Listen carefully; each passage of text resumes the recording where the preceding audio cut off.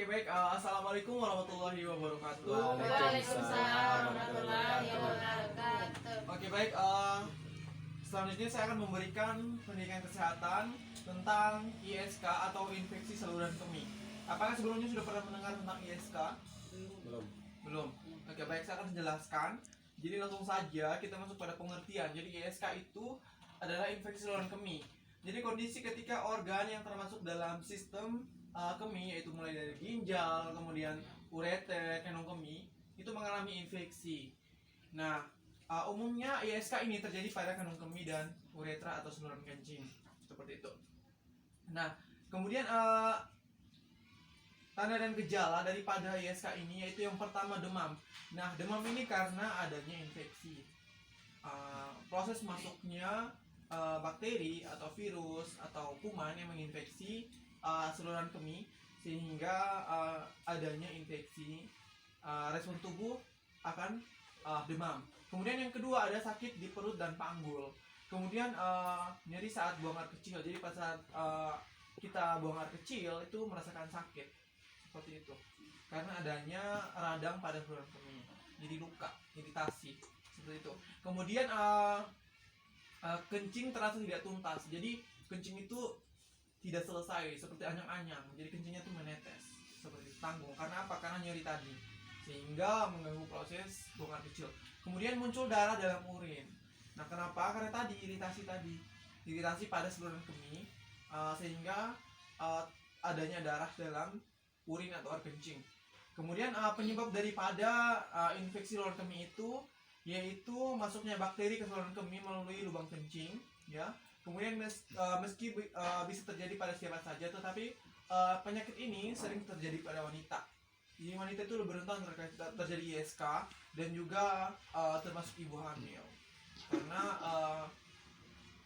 uretranya itu pendek, ya, lebih pendek dan jangkauannya itu lebih dekat dengan kloset. Jadi pada saat buang air kecil, sehingga proses masuknya bakteri itu lebih cepat dibandingkan laki-laki seperti itu. Nah, kemudian untuk komplikasinya itu berbahaya, ya. Apabila tidak ditangani maka akan mengalami komplikasi yang lebih parah.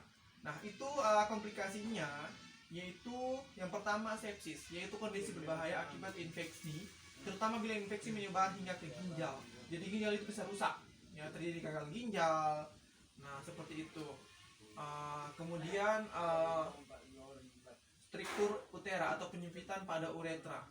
Nah, ini pada pria, ya, sehingga menghambat proses buang air kecil. Kemudian bayi lahir prematur dan memiliki berat badan lahir rendah jika infeksi saluran kemih ini dialami oleh ibu hamil.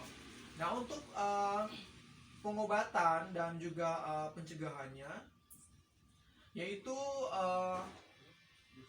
yang pertama itu memperbanyak konsumsi minum air putih, jadi melancarkan buang air kecil, ya. Kemudian membersihkan organ vital, ya. Kemudian gunakan pakaian dalam yang longgar dan berbahan katun, ya. Jadi itu adalah proses pencegahannya. Kemudian untuk pengobatannya, karena ISK ini lebih sering disebabkan oleh bakteri, itu biasanya diberikan antibiotik untuk membunuh bakteri dan juga mencegah radang. Biasanya diberikan anti radang seperti itu. Mungkin ada yang ingin bertanya. Sekian penjelasan dari saya. Kesempatan diberikan. Ini begini Pak, saya mau bertanya.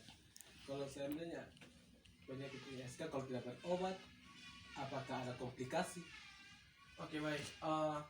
Ya, jadi ISK ini apabila tidak diobati maka akan menyebabkan komplikasi yang parah, ya, pada saluran kemih khususnya. Yaitu bisa terjadi sepsis, ya.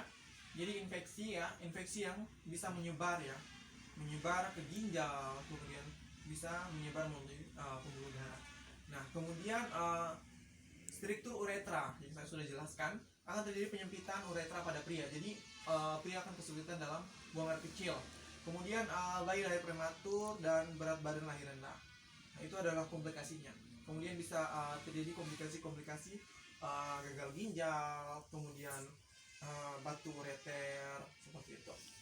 Kemudian sindrom nefrotik itu juga bisa disebabkan oleh ISK tadi. Mungkin hanya itu. Apakah ada pertanyaan lagi? Sudah. Oke.